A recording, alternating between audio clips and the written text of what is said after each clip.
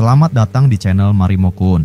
Di sini kita akan menyelami petualangan epik dan tak terlupakan dari dunia One Piece, tempat Monkey D. Luffy dan kru topi jerami berlayar menantang arus untuk mencari One Piece dan mewujudkan impian menjadi Raja Bajak Laut. Setiap pulau yang mereka kunjungi membawa kisah yang penuh dengan pertarungan, misteri, dan rahasia besar tentang dunia yang penuh keajaiban ini. Dalam setiap video, Marimo-kun akan mengupas karakter-karakter ikonik, kekuatan buah iblis yang unik, dan strategi pertempuran dari setiap arc yang penuh ketegangan. Bersiaplah untuk menelusuri teori-teori mengejutkan dan fakta-fakta menarik yang mungkin belum kamu ketahui. Jadi, pastikan kamu sudah siap untuk menjelajahi dunia penuh warna dan petualangan yang luar biasa ini bersama kami. Jangan lupa subscribe dan aktifkan loncengnya agar kamu tidak ketinggalan setiap update terbaru tentang dunia One Piece. Baiklah, mari kita mulai.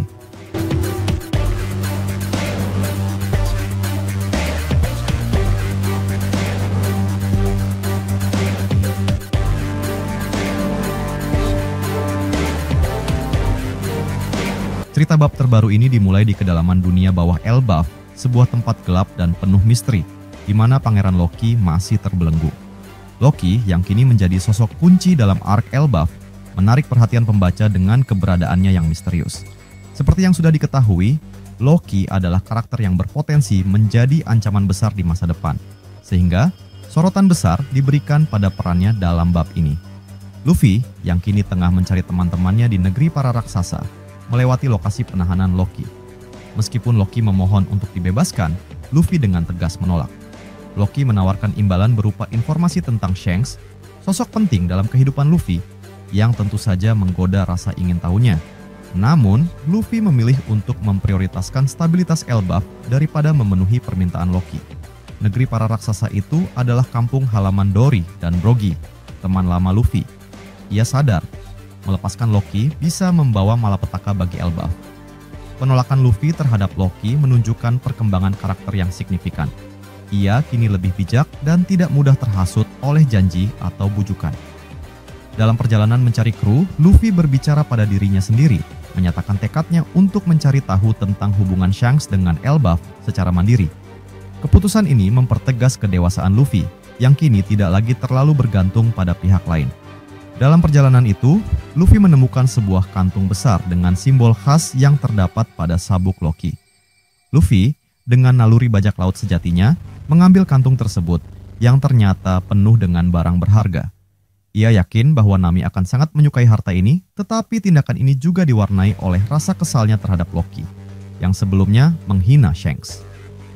Luffy berasumsi bahwa harta tersebut adalah hasil dari kejahatan Loki terhadap orang lain, sehingga ia merasa tidak bersalah mengambilnya. Di sisi lain, Loki yang masih terbelenggu tidak tinggal diam.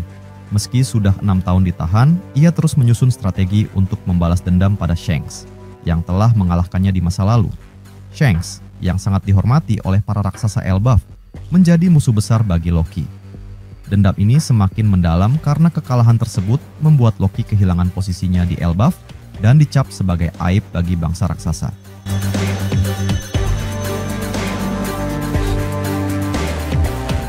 Loki sadar, untuk mengalahkan Shanks, ia membutuhkan kekuatan besar. Namun, hampir seluruh raksasa di Elbaf tidak berpihak padanya. Hubungan baik Shanks dengan Elbaf membuat Loki sulit menggalang dukungan dari tanah kelahirannya. Oleh karena itu, ia memutar otak untuk mencari sekutu lain yang cukup kuat. Pilihan Loki jatuh pada bajak laut Blackbeard, kelompok yang dikenal memiliki ambisi besar dan tidak ragu menggunakan cara apapun untuk mencapai tujuan mereka. Loki mengirim mata-matanya ke dunia luar untuk mengawasi pergerakan Blackbeard dan mengumpulkan informasi tentang kekuatan mereka. Para mata-mata ini, meskipun tidak terlalu kuat, cukup andal dalam mencari informasi. Berdasarkan laporan mereka, kelompok Blackbeard semakin aktif dan terus memperkuat diri. Loki berencana menjalin aliansi dengan Blackbeard, namun ia tidak ingin berada di bawah kendali mereka. Ia menginginkan aliansi setara, mirip dengan kemitraan sementara antara Kaido dan Big Mom. Kedua pihak ini, Loki dan Blackbeard, memiliki kesamaan yang menonjol.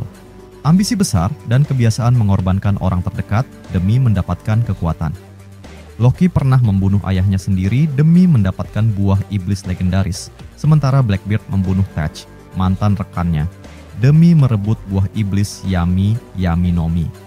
Jika kedua sosok ini bersatu, dunia mungkin menghadapi ancaman besar yang belum pernah terjadi sebelumnya.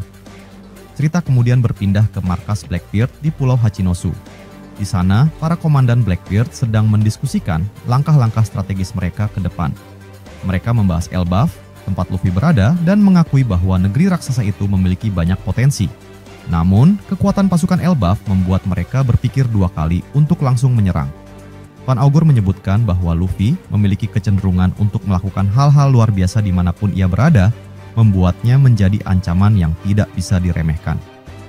Blackbeard sendiri tampak tertarik dengan cerita tentang Loki dan dendamnya terhadap Shanks.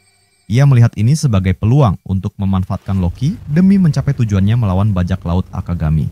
Sementara itu, di dunia bawah Elbaf, suasana semakin tegang. Penjara di bawah pohon Adam menjadi tempat bagi tahanan-tahanan penting, termasuk Loki. Lokasi ini diselimuti misteri, menambah daya tarik cerita. Para tahanan di sana menyadari bahwa sesuatu yang besar akan segera terjadi, terutama dengan kehadiran Luffy dan kelompoknya di Elbaf. Di sisi lain, Lafitte, salah satu komandan Blackbeard, kembali dari misinya di dekat Red Line. Ia melaporkan perkembangan aksi pasukan revolusi yang telah menghancurkan jalur suplai ke Mary Joyce. Blackbeard dengan kecerdasannya melihat peluang untuk memanfaatkan situasi ini demi keuntungan kelompoknya. Bab ini menegaskan bahwa konflik besar tidak bisa dihindari. Luffy, dengan sifatnya yang polos namun tegas, akan menghadapi Loki secara langsung. Dendam Loki terhadap Shanks dan tindakannya yang ambisius akan menjadi pendorong utama dalam arc ini. Di sisi lain, bajak laut Blackbeard, dengan rencana besar mereka, tampak siap untuk memanfaatkan segala peluang demi menguasai dunia. Kombinasi Loki dan Blackbeard menghadirkan ancaman yang sangat besar. Jika aliansi ini benar-benar terbentuk, dunia One Piece akan berada di ambang kehancuran. Namun, dengan tekad dan keberanian Luffy, bersama kru topi jerami, babak ini menjanjikan pertempuran epik yang akan menguji batas kekuatan dan persahabatan mereka. Pergerakan bajak laut Blackbeard.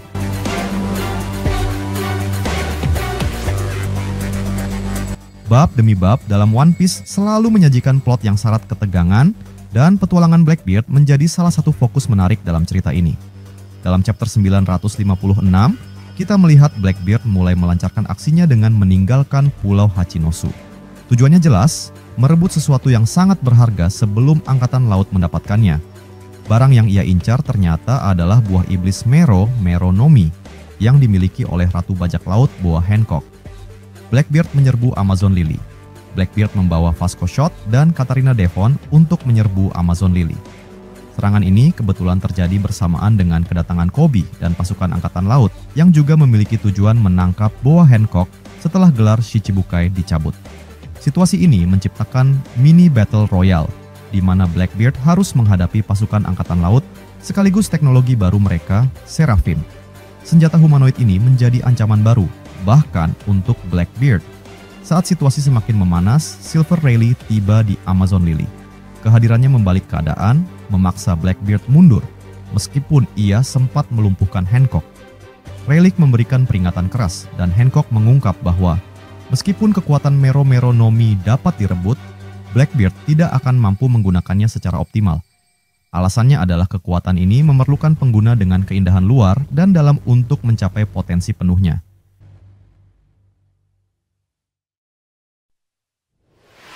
Pertukaran dengan Koby.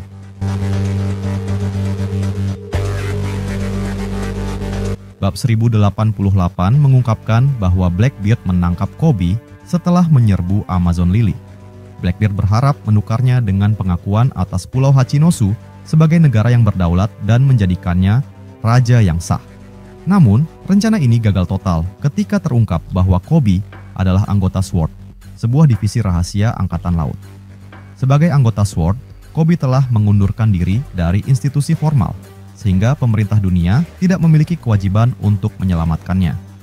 Dalam perkembangan cerita yang dramatis, Monkey D. Garp, mentor Koby, memimpin serangan ke Hachinosu bersama beberapa marinir muda untuk menyelamatkannya.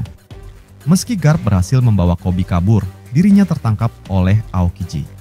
Penangkapan Garp menjadi pukulan besar bagi Angkatan Laut dan mengungkap betapa kuatnya kekuatan Blackbeard yang didukung oleh kru, utamanya seperti Shiryu, Avalo Pizarro, Vasco Shot, dan San Juan Wolf. Strategi besar Blackbeard. Blackbeard dikenal sebagai bajak laut yang penuh perhitungan dan ambisi besar. Selain menyerbu Amazon Lily, ia juga mengincar sesuatu dari Totoland, wilayah Big Mom. Dalam chapter 1064, terungkap bahwa Aokiji dan Van Augur menculik Charlotte Pudding. Kemampuan Pudding sebagai anggota ras mata tiga yang bisa membaca poneglyph menjadi aset penting bagi rencana Blackbeard. Dengan menculiknya, Blackbeard berharap dapat memanfaatkan kemampuan itu untuk membaca road poneglyph dan menemukan Lovetail. Blackbeard juga menyergap Trafalgar Law di Winter Island, mengincar salinan road poneglyph yang dibawa oleh Law. Serangan ini sukses, dan Blackbeard berhasil merebut salinan tersebut. Strategi liciknya memilih Winter Island sebagai lokasi penyergapan menunjukkan betapa telitinya ia dalam membaca pergerakan musuh. Ia yakin salah satu dari Luffy, Law, atau Kid pasti akan melintasi pulau tersebut setelah keluar dari Wano. Misi Katarina Devon dan Van Augur. Sementara Blackbeard fokus di Winter Island, Katarina Devon dan Van Augur diberi tugas khusus menyusup ke Pulau Egghead.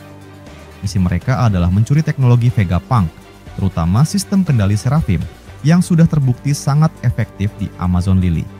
Devon dengan kemampuan buah iblis mythical Zoan Inari Inari Nomi yang memungkinkannya berubah wujud menjadi siapa saja, memainkan peran kunci dalam misi ini. Dalam penyusupan itu, mereka justru menemukan mangsa yang lebih besar. Salah satu Gorosei, Saint Saturn, yang berada di Egghead. Devon memanfaatkan situasi ini untuk menyentuh Saturn, berpotensi mencuri otoritas tertinggi atas Seraphim. Kejadian ini menunjukkan bagaimana Blackbeard tidak hanya bertindak oportunis, tetapi juga selalu mencari keuntungan jangka panjang dalam setiap langkahnya. Intrik di Elbaf dan peran Lafitte. Blackbeard memiliki banyak komandan, tetapi salah satu yang paling misterius adalah Lafitte. Sebagai ahli hipnosis dan penyusup, Lafitte sering diberi misi-misi penting.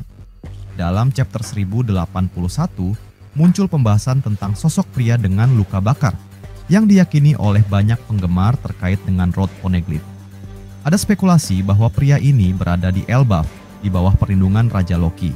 Jika benar, Lafitte kemungkinan besar sedang menyusup ke kerajaan tersebut untuk mengorek informasi atau memanipulasi Raja Loki demi keuntungan Blackbeard. Misi ini juga memiliki implikasi besar bagi cerita, terutama jika informasi tentang senjata kuno seperti Pluton dan Poseidon yang dibawa oleh Caribou sampai ke telinga Blackbeard. Dengan senjata kuno dan poneglyph di tangannya, Blackbeard dapat semakin mendekati ambisinya untuk menjadi Raja Bajak Laut. Pergerakan Shanks dan konflik mendatang.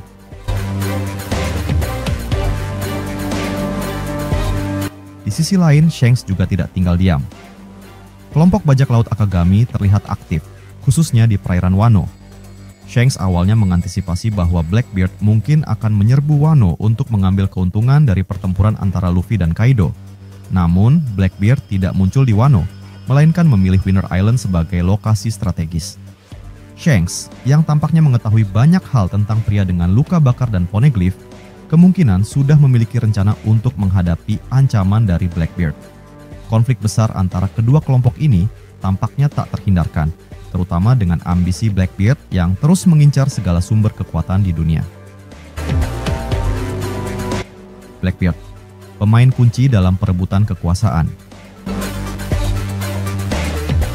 Blackbeard bukan hanya sekadar bajak laut biasa. Ia adalah ancaman besar yang penuh perhitungan, selalu mencari peluang untuk memperkuat dirinya. Dengan penguasaan buah iblis Yami Yami Nomi dan Gura Gura Nomi, ia menjadi salah satu karakter terkuat di dunia One Piece. Namun, kekuatannya tidak hanya berasal dari buah iblis, tetapi juga dari kecerdasannya dalam menyusun strategi dan memanfaatkan situasi. Dari Amazon Lily hingga Winter Island, dari Totoland hingga Egghead, langkah-langkah Blackbeard menunjukkan bahwa ia adalah tokoh yang tidak bisa dianggap remeh. Perannya dalam cerita akan terus berkembang, membawa konflik yang semakin besar di dunia One Piece. Akankah Luffy dan sekutunya berhasil menghentikan ambisi Blackbeard? Atau justru Blackbeard akan menjadi raja bajak laut berikutnya? Waktu yang akan menjawab. Terima kasih sudah nonton sampai akhir. Jangan lupa kasih like kalau kalian suka konten ini, share ke teman-teman kalian yang juga suka One Piece, dan tentunya subscribe biar kalian nggak ketinggalan video terbaru dari Marimo Kun.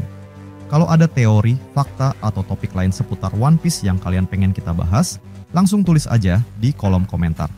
Sampai jumpa di pembahasan berikutnya, dan teruslah berlayar bersama kru Mugiwara. Salam nakama.